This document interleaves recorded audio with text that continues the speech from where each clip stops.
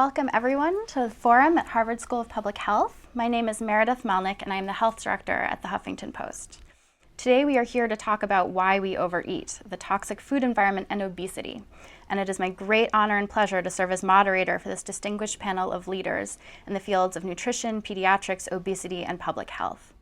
The Huffington Post is proud to partner with the forum, particularly as the Harvard School of Public Health celebrates its 100th year. Our organizations share as a mission the desire to bring good scientific research to the attention of the public in an effort to effect lasting change on both policy and personal levels. Today, I am joined by Dr. Walter Willett, the Frederick John Stair Professor of Epidemiology and Nutrition and the Chair of the Department of Nutrition at Harvard School of Public Health. He is also a professor of medicine at Harvard Medical School, the principal investigator of the Second Nurses Health Study, and the author of the influential book, Eat, Drink, and Be Healthy. I am also joined by Dr. Dariush Mosaffarian. He is an associate professor in the Department of Epidemiology and Harvard School of Public Health, whose research focuses on eating habits and other lifestyle behaviors as risk factors for cardiovascular and metabolic disease.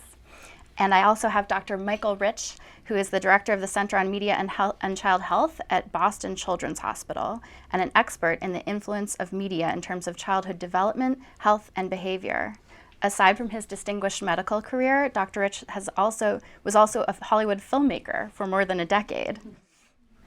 And finally, we have joining us remotely from San Francisco, Dr. David Kessler.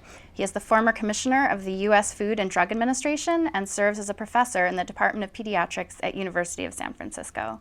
He is also the author of The End of Overeating, Taking Control of the Insatiable American Appetite. Given the accomplishments of our panelists, it is no surprise that we will be discussing obesity, a health crisis so prevalent that we are at once familiar with and blind to its staggering figures. Currently in America, 2/3 of adults are overweight or obese, and 17% of children are obese. Just this week, the American Heart Association reported that 5% of our nation's children can be considered severely obese, a new classification of extreme weight and metabolic dysfunction, and this rate is trending up.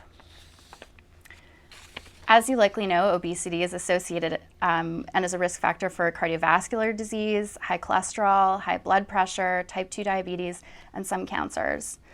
In June of this year, the American Medical Association classified obesity as a disease for the first time, and what a complicated disease it is. At the time of the resolution, the organization wrote, "The suggestion that obesity is not a disease, but rather a consequence of a chosen lifestyle, exemplified by overeating and/or inactivity, is equivalent to suggesting that lung cancer is not a disease because it was brought about by individual choice by smoking cigarettes." It is this gray area, the suggestion of the chosen lifestyle, that we are here to discuss. Historically, conventional wisdom has suggested that obesity is the result of personal choice, a failure of willpower, a disease of ignorance. What a low opinion to have of so much of our own community. But now, emerging research presents a different view. Genetic predisposition and the environmental influence may conspire to make unhealthful foods, sugary, salty, fat-filled snacks, appealing, desirable, and even potentially addictive. In other words, we are what we eat, but what we eat is what we hear and see. Additionally, it is important to note that we have chosen to focus our attention on the crisis among children because the story of childhood obesity is the story of the future of obesity. This sounds obvious, but it bears noting, as obese children become obese adults, we expect to see rises in the diseases associated with obesity, such as heart disease, cancer, and diabetes. Children are also more vulnerable to media influence, and so in examining their experience, we gain insight into the food environment's role in obesity. This panel will address some of the factors that are contributing to this epidemic and some potential solutions that marry scientific discovery and sound policy. The first half of our discussion will center on the problem of obesity in our food environment. I will first turn to Dr. Willett, and each panelist will subsequently have a chance to speak. Between speakers, we will play clips from HBO's recent award-winning documentary, Weight of the Nation, and we'll follow with a brief Q&A. During the second portion of the panel, we will turn the focus of our conversation to solutions, and we will have a chance for final questions. So I'd like to turn it over to Dr. Willett. Can you please, let's start and give us a sense of what's going on in this country. What's happening in this country is a matter of grave concern. As you've already mentioned, about 2/3 of Americans are overweight or obese. Now, there's been some reports in the news that maybe we're reaching a plateau point, and maybe it's not quite sure. It does seem that men are still gaining weight. Maybe women are plateauing a little bit, but no matter what, it's not acceptable to be where we are, because the consequences of having such a major part of the population overweight or obese means that for decades into the future, the results of that overweight and obesity will continue to mount. The disease rates will go up, costs will go up. So we really have to bring those very high levels of obesity and overweight down.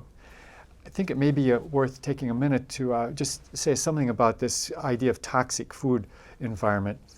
It may sound a little strange to some people. It's not that there's things out there, foods that are just going to poison us immediately. What we mean is that in many people's environment, where they live, where they work, the healthier choices are much more difficult to make than the unhealthy choices. There's, in fact, big industries that put before us within reach, within sight almost all day long, unhealthy choices, sugar-sweetened beverages, unhealthy foods. And oftentimes the healthy choices are not even available. Many people just don't have access to healthy foods, depending on where they live. Also, for many people, there's really no place to ride a bike safely to work, which they might know they should do or in fact would like to do, but can't. Then just one more word about genetics. As you say, that's often been raised, and it's very easy to sort of blame the problem on genetics. But there are two simple facts which tell us that the big part of the problem, the majority of the problem, is not genetics. First of all, the fact that obesity rates 50, 60 years ago were only about 1/3 of what they are now says that this huge increase cannot be explained by genes, which really don't change that quickly. The second fact is, if we look around the world, there are countries now that are wealthy, affluent countries, where obesity rates are far, far lower. For example, among women in Japan or Sweden, the obesity rates are about 5 or 6% compared to almost 40% in this country. And when people come from those countries to live in America, they end up looking like Americans. So while genetics has some role, it clearly is not the main factor we're seeing here. And in some ways, that's an optimistic solution, because it means that potentially we could change our environment and go back to, say, the obesity rates that are similar to those of Japan and Sweden. I'm curious, when you say, genetics is often brought up, but it doesn't play as big a role as we'd like to think. What do you think people are really referring to when they mention sort of our natural tendencies or proclivities? Well, partly genetics means the specific DNA patterns that we inherit from our parents, and that fundamentally is genetics. There's also been some theory that has been that we've evolved to live in an environment where food was scarce, and therefore, just in a very general way, we are given equal opportunities, we're more likely to overeat than undereat. And I think there is some truth to that. There are driving factors that motivate us to eat, hunger, and that's, of course, important for survival. But the problem is that where we do have a natural sense of sweetness and a natural sense of saltiness, we never had the high levels of sugar and sweetness that we have before today that are engineered into our food, the high levels of sodium and salt that are engineered into our food supply. So in some ways, we're living in a highly unnatural environment, and factors, and there's been a lot of research that has gone into essentially using our evolutionarily derived senses, sweetness, saltiness, to encourage us to overeat.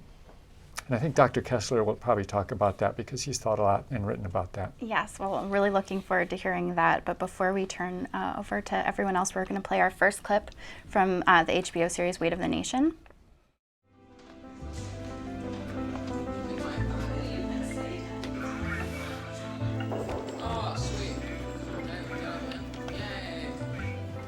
We tried every sport in the book to get Keelan up and moving.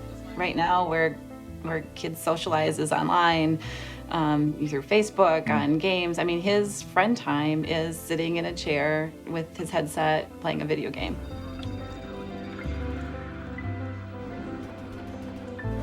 I mean, this kid has been on basketball teams, he's been on baseball teams, he's had swimming lessons, he's been on soccer leagues, he had fencing lessons, I honestly, I forgot about that. Yeah, oh yeah. We have tried it all. And he did not find something that he really baseball.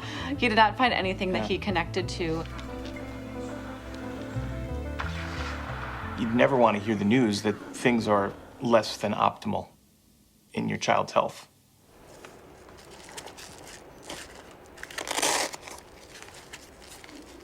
There you go. Okay, heels against the wall. And try to push your belly button backwards. Look straight ahead.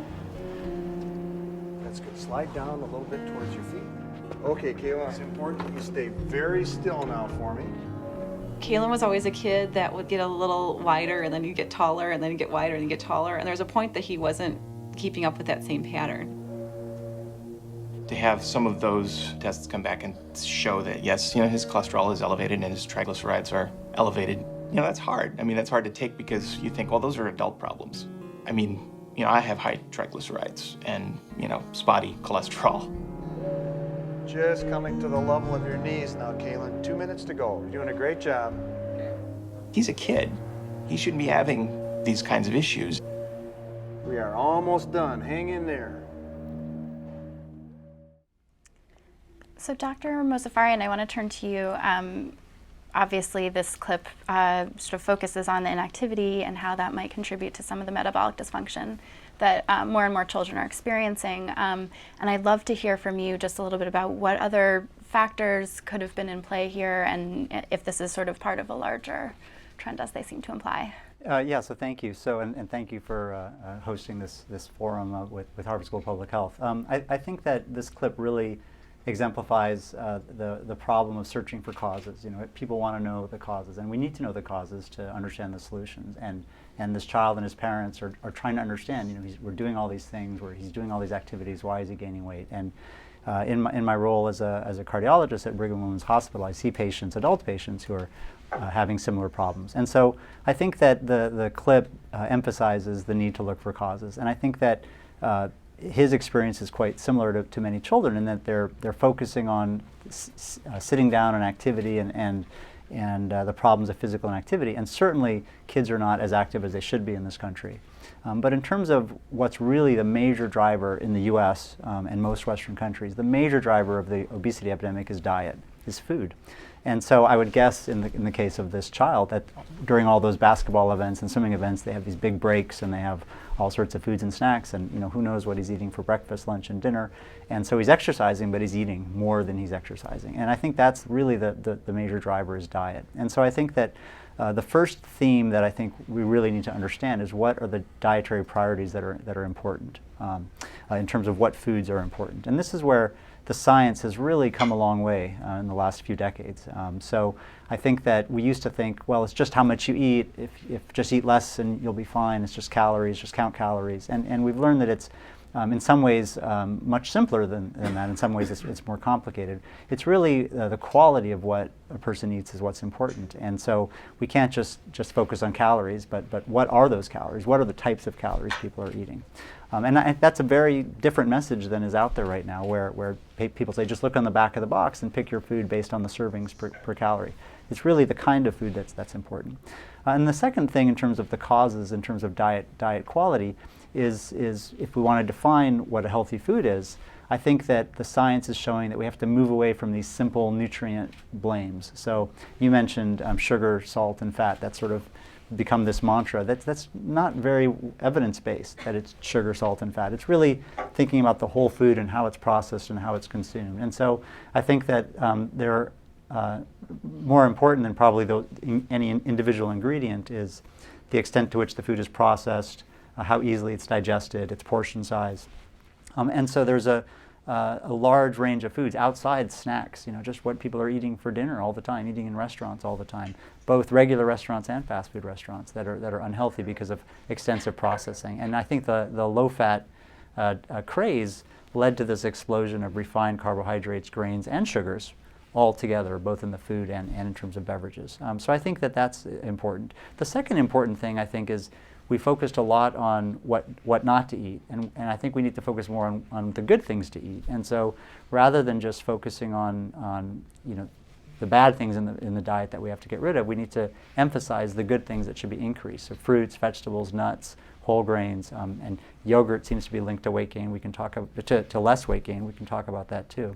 And so I think for someone like this, and for the nation as a whole, rather than pushing industry to take this ingredient out, take that ingredient out, ban that ingredient, we should be thinking of ways and policies, and we'll hopefully discuss this in the second segment, thinking of ways and policies to increase healthy foods and make healthy foods more available. Because you can eat 100 calories of broccoli, 200 calories of broccoli, 300 calories of carrots.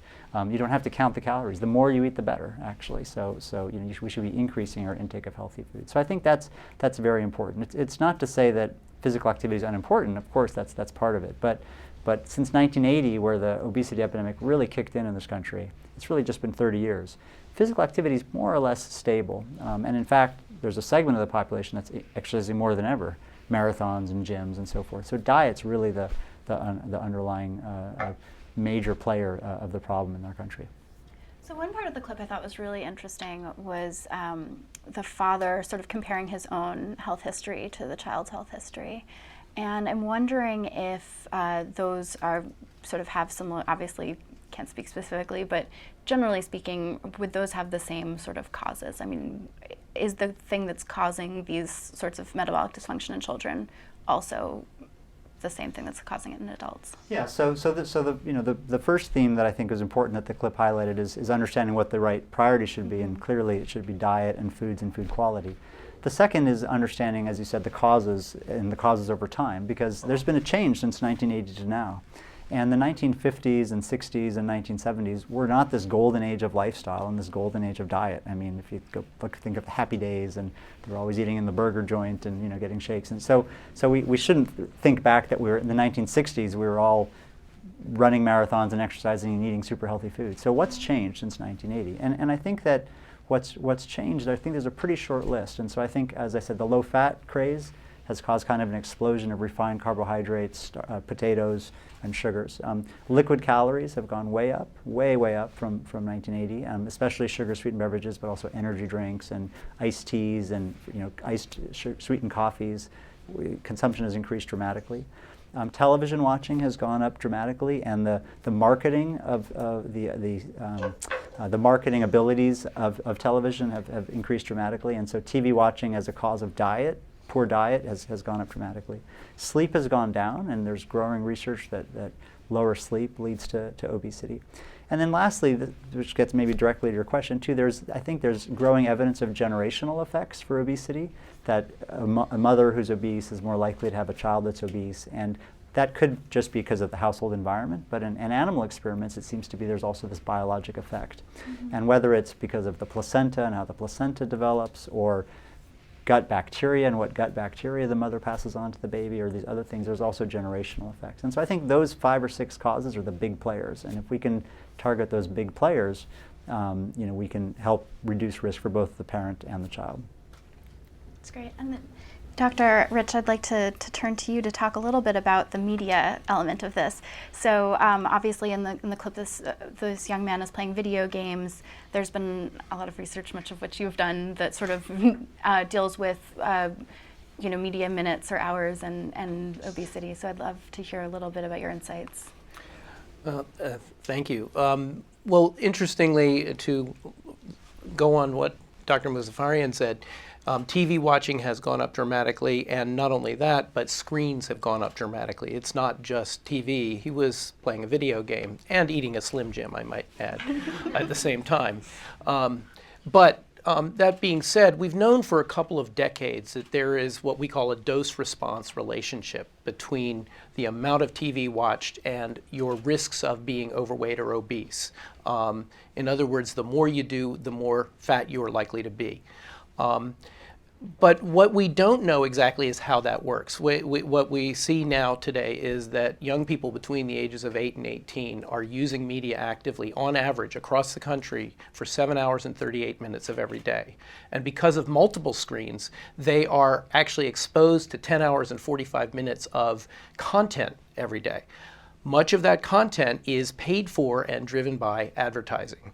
Now, people have gotten fairly sophisticated about not only making advertising, but reading advertising. And so that advertising is now in the form of brand involvement in the shows, so product placement, looking at the what's on the table, on the judges' table in various competitions, et cetera. But not only that, but we now have in the interactive environment advergaming. Kids who get involved in games that have products in them. And this is a very immersive environment. And our early research is looking at the fact that this may be even more potent than actual advertising because the child drives the story. The child reaches out for that product or that achievement. So we've been also looking at what the nature of this interaction is because the screen time is not going to go down. And a recent study that we did and published in Pediatrics showed that it's not all screens that are equal. It's actually television, and it's the amount of attention paid to television, the amount of time they're actually paying attention to it as opposed to it just being in the background. That's the real driver of the relationship between screens and what's going on in terms of their overweight. So our working hypothesis with this is that when they're watching the screen, they're not seeing advertisements for the broccoli and carrots so you can eat as much as you want. They're seeing advertisements for something a little bit different, something a little more toxic, something a little more processed, and with the wrong kinds of nutrients or lack thereof.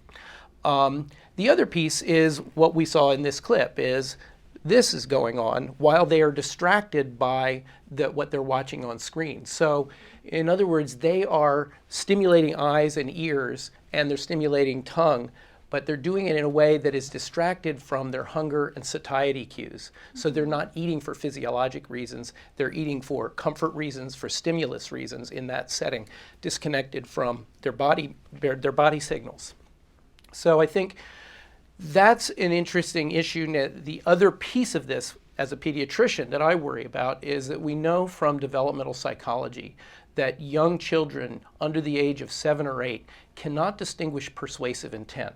What that means is that they see the advertising for sugar-sweetened cereals, for cookies, for candy, the same way they see Sesame Street teaching them ABCs or the numbers. They take it in the same light. And when you ask them about it, they assume that those are really nice things that those really nice people are making me aware of, as opposed to someone wants to sell something to me by way of my mom and how much I can nag her, which is actually what it's about. In fact, marketing meetings actually meet around the concept of the nag factor, how to build the nag factor. So I think we have to look in terms of policy at what the ethics of advertising to those who are unable to understand that it is advertising are. And beyond that, to the beyond advertising, the new age advertising that isn't really advertising, but it is the can of a soda on a table in front of a celebrity. It is what games you're playing online.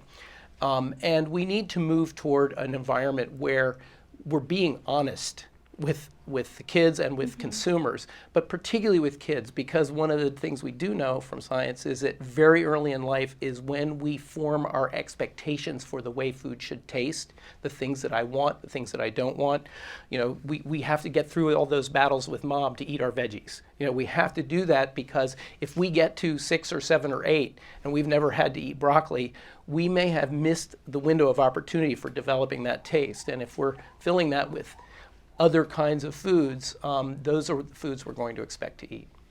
Would you say that the habits, the sort of mindless eating, are also something that's sort of developed and sort of becomes rote over time? Oh, certainly. I mean, I think the interesting thing about the whole genetics argument is that, you know, genetics are a way of making it out there, the responsibility for it out there. The reality is the way you put either good or not so good food in you is behavior. It's human behavior and what we do with that. So those are habits that we develop from very early on, you know, that when I sit down in front of a television, I'm going to eat. Or when I do this, I'm going, you know, or when I'm eating a meal, I have to have a screen on to distract me. There are moms who actually turn on a television to distract their kid from the fact that they're eating. And so they actually are training them to be disconnected from very early on.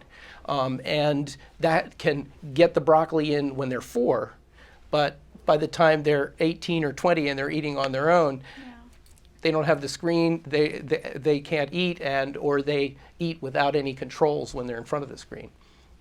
That's fascinating. Well, I'd love to turn the conversation over to Dr. Kessler, just to tell us a little bit about what's going on neurologically, when these kids are looking at television screens. And so please go ahead. So thanks for having me cross country. You have up there where you are, I mean, there is no more distinguished panel than you have. You have to know being on the same panel with Walter is somewhat daunting because there is no one in this world who knows more about nutrition and epidemiology than you have on this panel. Saying that, if you turn around, the panelists turn around and look at the question on the screen, the question is why we overeat.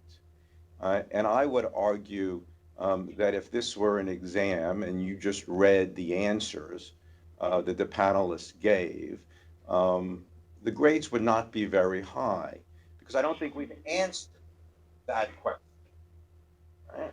So what have we heard, and what can we agree on? Okay, the one thing we agree on, something has happened, right, over the last 3-4 decades. So we all agree epidemiologically that something's changed in this country, and it happened sometime in the 1980s. We also agree that it can't be genetics, it can't be genetics alone, because genes don't change in 3-4 decades. Then we've heard words called toxic food environment, but no one's really defined what it is about the toxic food environment. We've heard use the word quality of food. We've heard the word processing. But why do we overeat? What's driving that? I had the opportunity to go give a talk to the American Society of Bariatric Physicians. These are the physicians who deal with weight. These are not the surgeons. These are the medical docs. And certainly I grew up when I was trained in amphitheater C, and I lived there. This was about the set point. This was about calorie homeostasis. This was about energy in, energy out. This was about metabolism. And that group of bariatric physicians were trained in that generation. I asked them a very simple question. I said, let me give you 3 characteristics. 1, the loss of control, the perceived loss of control in the face of highly palatable foods. 2, a lack of satiation, a hard time stopping once you begin. 3, a preoccupation, thinking about foods while you're eating or between meals, or when that pizza box is there and there's 1 slice left and you're thinking, am I going to get that slice? And I said, take those 3 characteristics: loss of control, lack of satiation, preoccupation with food. What percentage of the patients do you see, right, who are overweight and obese, who come to you, have those 3 characteristics? What do you think I heard? What percentage? They said, you're defining my patient. I mean, this is 95% of the patients we see have this loss of control, lack of satiation, and a preoccupation with foods. And then I said, well, what's driving that? I mean, what's causing that? And the answer to me was astonishing, because these are the people who take care of these patients. They say, we've never thought about it. I mean, that is evidence. Loss of control, lack of satiation, preoccupation with food is evidence of a conditioned and driven behavior. Then the question becomes, what is driving that conditioned and driven behavior? I would argue that, yes, we can all agree that there's something in the last 3 decades that's changed our environment. But the environment alone, I mean, if we put sawdust on every corner, not everybody would start eating sawdust. So what is it that's driving that conditioned and driven behavior? I would disagree with the panel, I mean, with the comment that it's not sugar, fat, and salt, because if you look at what's reinforcing, right? What's self-administered? Jack Henningfield, when we did tobacco, Jack is probably, one of the leading NIDA researchers who knew more about nicotine. And he kept on talking about how rats will press a lever for nicotine. But the other thing, that the control was sweetened beverage. And he never explained why rats were pressing the lever for the sweetened beverage, right, more than for other substances. The fact is, if you look and you look at, we just did the very basic experiment. It was almost embarrassingly simple. If you look at the vanilla milkshake and say, what's driving consumption in that vanilla milkshake? Is it the sweetener? Is it the fat? Is it the flavor? And you actually ask, you can do this with animals, how whether they will press a lever, or whether in fact they will, with humans, whether they will work for it. You find that the most reinforcing substance is the sweetener, but when you add fat to it, it's synergistic. Why do we overeat? We took fat, sugar, and salt, we put it on every corner, we made it available 24/7, we made it socially acceptable to eat any time, we made food into entertainment. Walk into any food mall. We're living in a carnival. What did we expect to happen? That's actually a really wonderful place to stop so that we can get some Q&A going. If we have some questions from the audience, I know I have a million questions, so please just raise your hand if you have one. Thanks so much. This is so interesting. I would be, I'm interested in how the science of nutrition gets conveyed into thinking along this idea of what's the optimal things to eat. And in particular, the difference between the optimal diet, the optimal foods for health and longevity and well-being, versus the foods that we would recommend for people trying to lose weight, and whether those are necessarily the same, and if the messages about those are the same. And the example I have in my mind is the study that came out a few weeks ago about blueberries, and that blueberries are associated with a reduced risk of diabetes. I'm not sure that that message applies equally to people if they're trying to lose 100 pounds right now versus trying to eat for long-term good health. I could try to answer that one. Yes, I think it's useful to think that our goals are optimal overall well-being, which would mean low rates of diabetes, heart disease, cancer, hopefully, stroke. And then weight control is a very important issue in itself. It's so important because it has so many consequences. But fortunately, pretty much from everything we've looked at, there's a quite close alignment between what would be good for overall health and what's better for weight control. The closest sort of natural or traditional pattern is the Mediterranean diet, and we've seen that that's good for reducing diabetes, good for reducing cardiovascular disease and probably some cancers. And it's interesting, the analysis that Dari led, published in the New England Journal a couple of years ago, looking at the individual foods and how they relate to weight, too much weight gain or less weight gain. If you look at the foods relating to less weight gain, they almost describe the Mediterranean diet. They're the less processed whole foods, fruits and vegetables, whole grains, low amounts of red meat, and interestingly some yogurt as well. So I don't think there's any huge discordance there. In regard to blueberries, you only, in that particular study, you only had to have a handful of blueberries 3 times a week. And so that's to have some good health benefits, it looks like. And clearly we're not suggesting that anyone eat a blueberry diet and almost nothing but blueberries, but that along with other fruits and vegetables, to include some blueberries on a regular basis seems like a good idea. And that'll really be a very small part of the total diet. And as a clinician who deals with this, I'd like to add one thing too, which is it's not just about losing weight, it's about changing lifestyle. It's about changing to a lifestyle that maintains a healthy weight. And so in that way, those two food sets are much more similar too, because what you're really doing is not, I'm just going to drop 100 pounds in the next year, but more that I'm going to drop 100 pounds in whatever time it takes for me to get there in a way that I can sustain and maintain that healthy diet.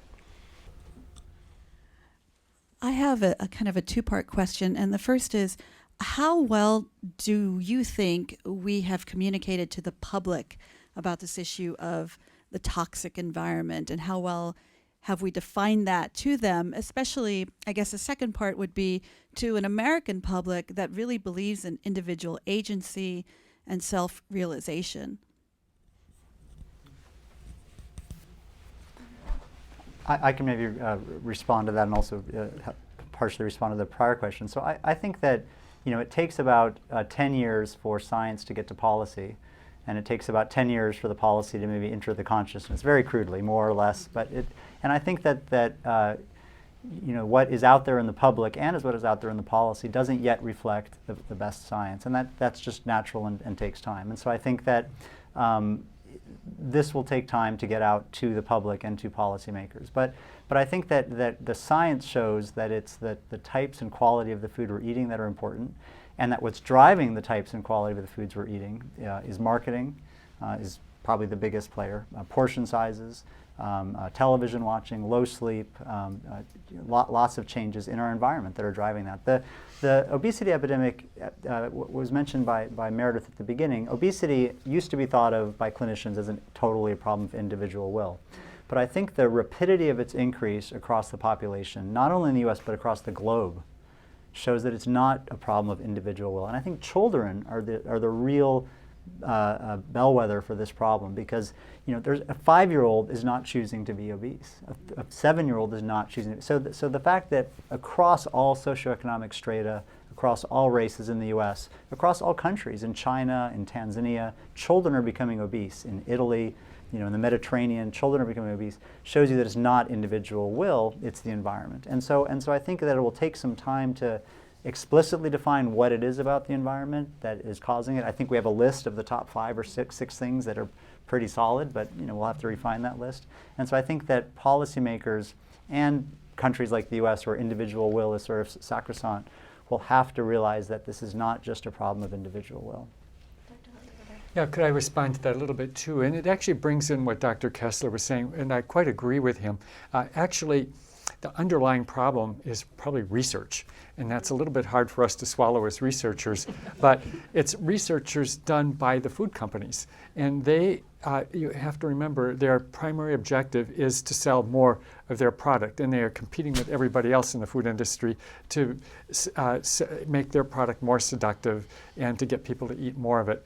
And so they've been doing vast amounts of research, billions and billions of dollars, to find out what's the optimal level of saltiness, what's the optimal level of sweetness, what's the best mouthfeel. And they've been optimizing that, and every year they get better and better. Their research is cumulative. Now, we never see that research in the published literature because it's secret usually, and it's going on behind closed doors, but vast amounts of research. And then, of course, they do research on marketing and product placement and packaging and flavoring and coloring and all those things. Everything is optimized to get, especially kids, seduced to consuming more of their product. And so I think Dr. Kessler is absolutely right that this is the natural consequence of a capitalistic food supply, where everybody's out there competing with each other to get us to eat more of their product.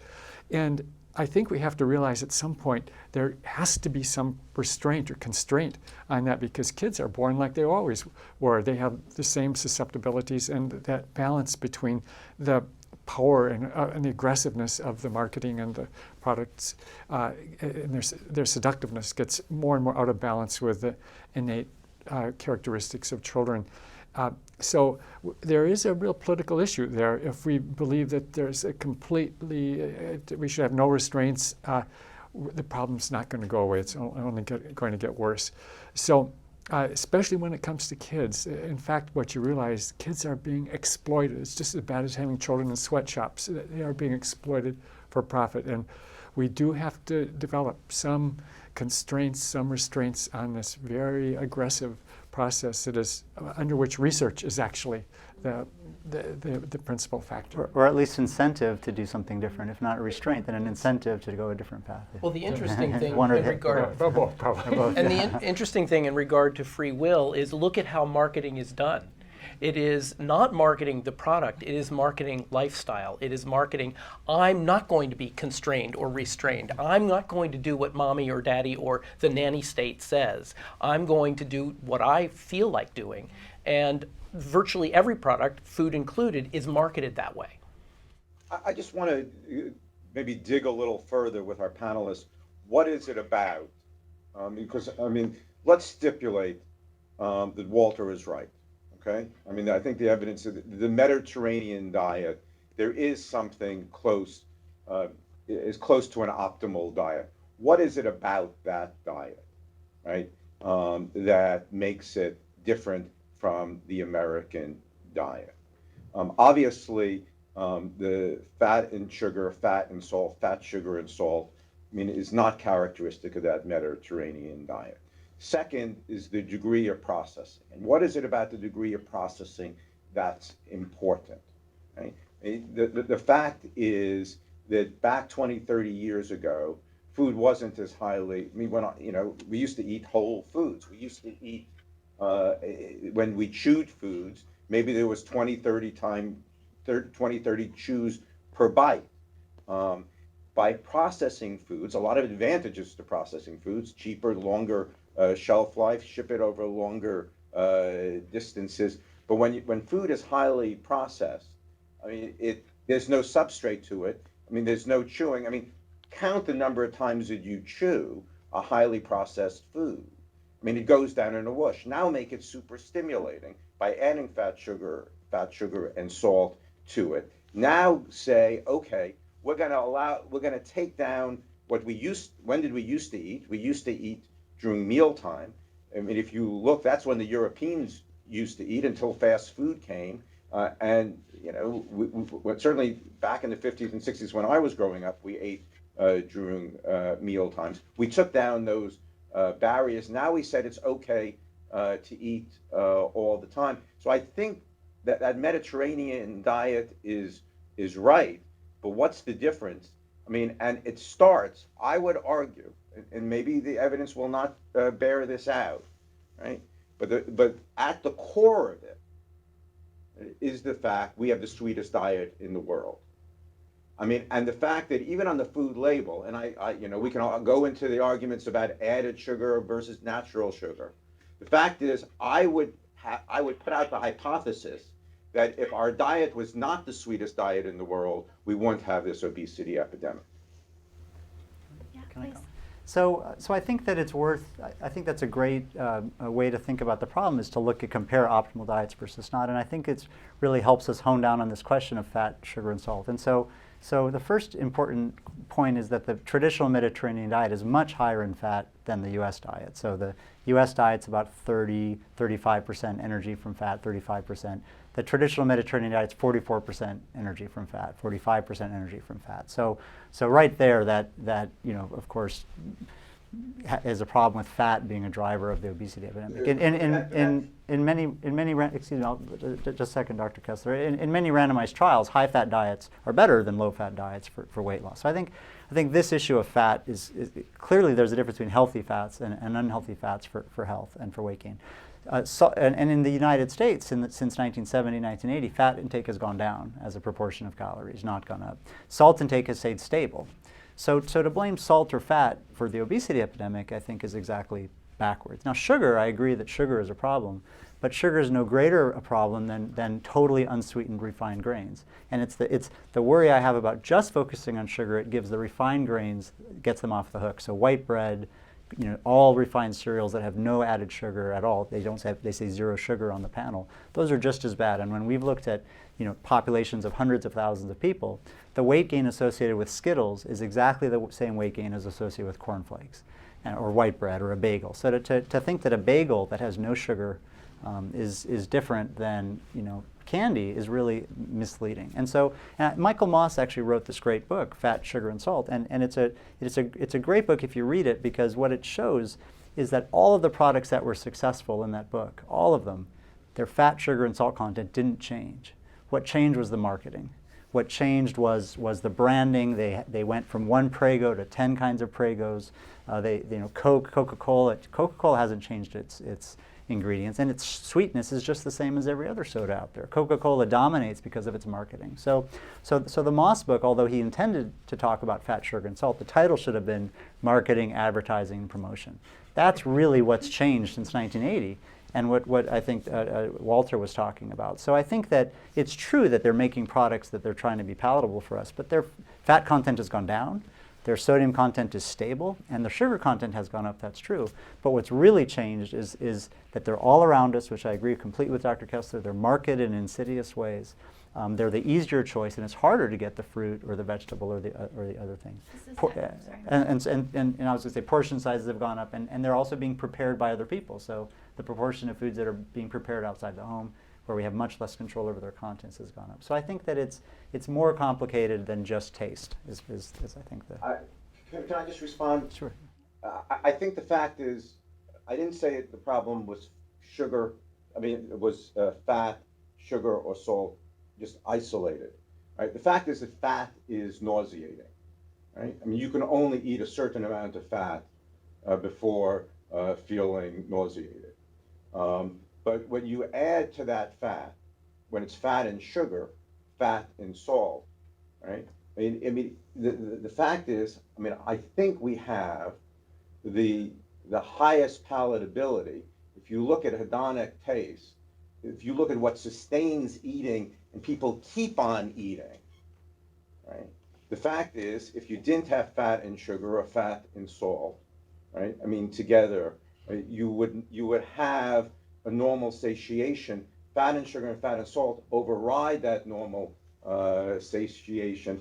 And I think that the nutrition community, I think we can make an argument that, you know, well, added sugar is no different than natural sugar, and that's in products, and that's true, right? But the fact is, by making the American diet the sweetest, I think we would be in a very different situation. I mean, we need to do the experiment. Right? The epidemiology may not be good enough, it may not be sensitive enough to really define these drivers.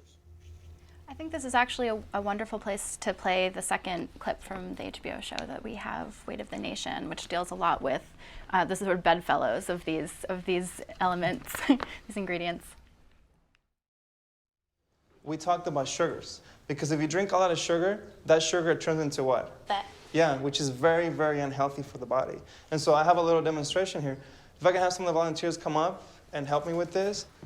We have natural orange juice. We have a Red Bull.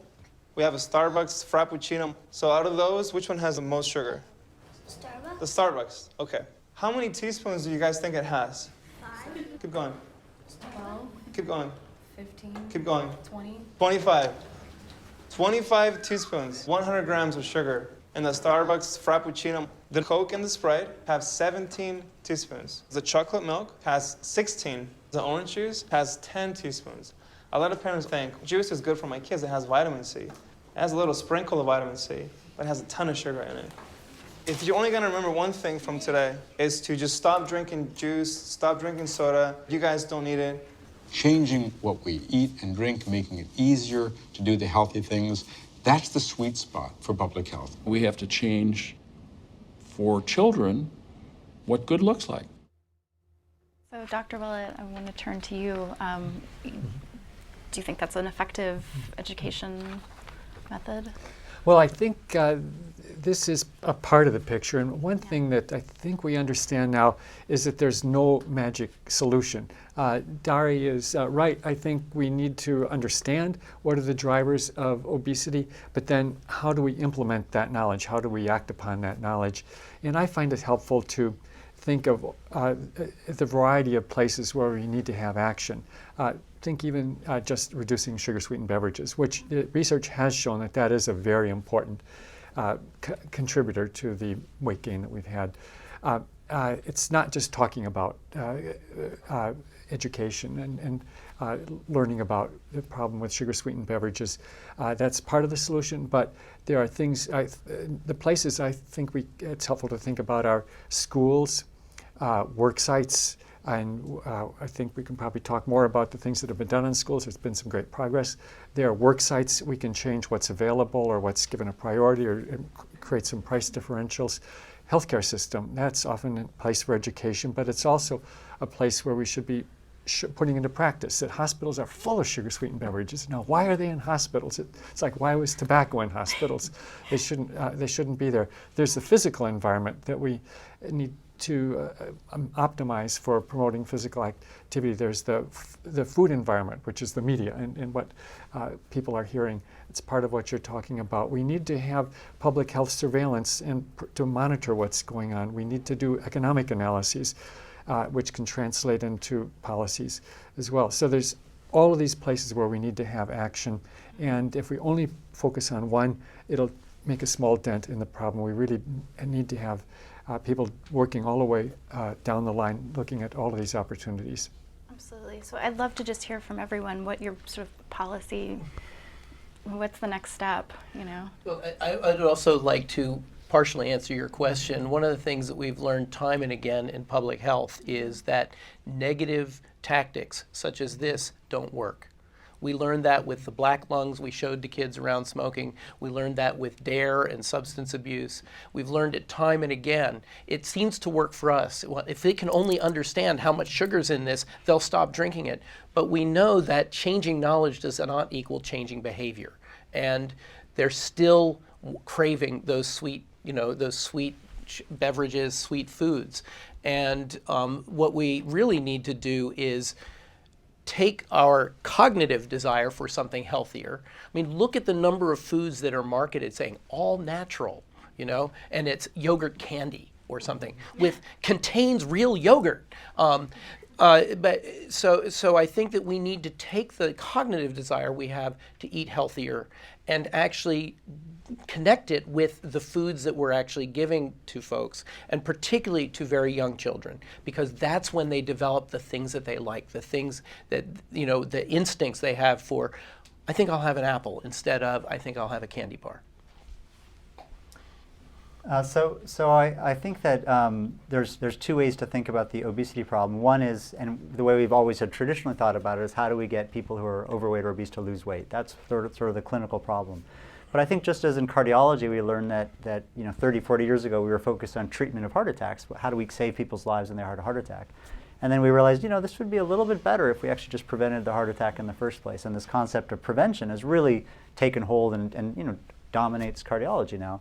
We need to move the same way for weight gain. So obviously people who are overweight and obese, we should help them, but we need to prevent weight gain in the population. And so how do we do that? Well, the amount of caloric imbalance that leads to weight gain is pretty small. The body is actually remarkably well compensated in terms of how much you eat or overeat. It's about a pound a year in the average person that you gain. And maybe 50 or 100 calories a day difference will do that. So we're actually remarkably well compensated. You'll have a huge meal. In this crazy environment that we're in, with all the food and all the marketing and everything, it's remarkable we're not gaining more weight. It's a very slow increase. So how do we turn around this 50 to 100 calories a day, this pound a year, over time? We can actually look at it very optimistically. It was a very easy balance to flip over the edge from 1980 to now. We've flipped it. It should be relatively easy to flip back if we can just find the big drivers. So I think the $1 trillion question is are there 100,000 little things that are all together driving the obesity epidemic, or is it 5 or 6 or 7 things that are driving 70 or 80% of it? And I think there's 5 or 7 things that are big players. And so we can set up both some education, but education alone does not work. Knowledge alone is not enough. You have to have knowledge and environment together. And so I think that sugar sweetened beverages, liquid calories is one, and in adults, excess alcohol is one obvious place to start because it's sort of low hanging fruit, so to speak. But that's only one part of the problem. And so I think that dealing with marketing and advertising to children, dealing with physical activity, changing incentives for industry so they have more incentives to sell us whole food and less incentive to sell us grain with sugar and salt or fat in a package, changing the types of foods we have. There's a lot of things that can be done with taxation, with subsidies, with school and workplace approaches. So I think that we have to, step back and have a plan to prevent long-term weight gain. Understand that the difference in calories you're talking about is very small, and so we just need to have sort of nudges towards healthy behavior. And then formulate a food supply that encourages these intakes, both industry to market and sell to us, and for us to buy healthier whole foods, and to cook at home, to cook more, and to eat mindfully, not in front of the television. I think there's a list of 5 or 6 or 7 things. And then on top of that, I just want to mention again that we don't have all the answers. There are these interesting new science about sleep. Maybe we just need to, kids are sleeping about 2 hours less now than they were 30 years ago per day because of homework and activities and exercise. And there's lots of data about sleep and weight gain in kids. So we need to figure out how to get our kids to sleep more. And then these interesting generational effects that may have to do with the bacteria in our bodies and so forth. So I think there's other things, but that's there are answers. Yeah. Dr. Kessler, would you like to comment on sort of some of the policy that you see we could, what are some of the bigger answers we can address? I think we need to recognize that this is my brain, this is the environment on my brain, how my brain represents those salient stimuli. This is not just about learning cognitive circuitry. This is the affective circuitry in our brain. I mean, the problem is, the panel is too fit, too thin. I mean, too. You flatter us. It is. I mean, talk to somebody who really struggles with their weight. I need it. I want it. I mean, if you look at probably, I think, the great public health success to date, I mean, in our country, we probably would think, maybe it's seat belts, but I think most of us would agree that tobacco ranks up there, and that happened in our lifetime. What was it? I mean, nicotine is a highly reinforcing chemical, right? It used to be positively viewed as a very effective drug. It can change how you feel. It affects that affective circuitry. What did we do? We didn't change the product. Cigarettes are still out there, but we changed how we perceive that stimulus. I used to perceive it as my friend, as something I wanted, something that I needed. Not everybody had that, but for those, who were addicted to nicotine, certainly they perceived it as their friend. What did we do? Right? We changed. There was a critical perceptual shift, right? The fact is, we demonized the tobacco industry. We changed that shift from "that's my friend" to "that's my enemy." Food is much harder. The thing we have to be careful about, right? Is not stigmatizing obesity. But I think if we can agree on what it is about the food, the big portions, right? The fact that we're eating all the time, that there is no boundaries, there's no mealtime anymore. The fact that the food is so highly processed, in essence, we're eating baby food, and the fact that it's so stimulating that we keep on eating, and at least for those who have problems with it, for which it has become a salient stimuli, it is very high in fat and sugar, fat and salt, fat, sugar, and salt. So we have to change our social norms. It's how we perceive these big portions. So I think we're going to open it up to some questions now, and I think we're going to maybe go with the online question first, just since we missed that last time. I just want to say we have so much activity online, and unfortunately we're coming to the end of our allocated time. So I can't take all of these questions, but I do want to encourage everyone online to participate. There's the chat that will be wrapping up, but you can still post your questions online and continue the dialogue amongst yourselves. I do know that folks are going to need to be getting out and back to class, so I just unfortunately won't be able to offer all these questions, but please go online and you'll be able to see them. I'd just like to interject that also the Huffington Post Healthy Living section will have a continued discussion of this all day, and we'll post this and highlights as well. So I just want to thank Dr. Willett and Dr. Mozaffarian and Dr. Rich and Dr. Kessler so much for coming and participating. It was a wonderful discussion, and I think we learned a lot. So thank you so much, and thanks to you for coming And